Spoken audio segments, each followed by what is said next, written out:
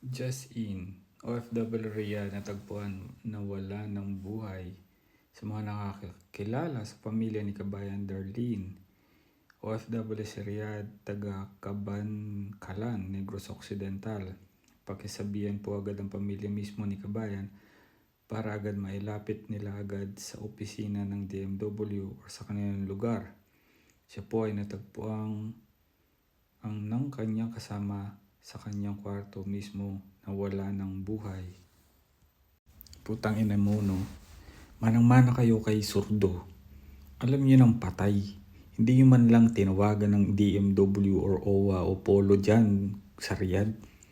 Uubligahin nyo pa kami na ipagbigay alam sa pamilya. Kayo nakakuha ng impormasyon, di ba? Hindi ko maintindihan. Kayo ba talaga ay gustong tumulong o nagpapasikat lang para masabing kayo ay tumutulong? Mga putang ina nyo, hindi ko kayo tumutulong.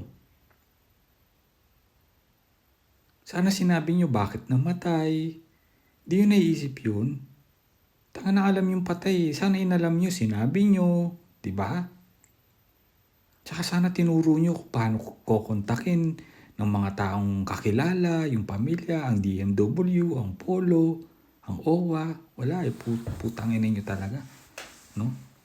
Manang-mana kayo sa mga advocate.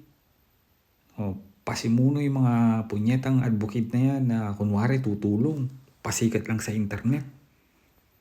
Masabihan pang fake news. Galit. Putang ina nyo. Oh, legit po yan.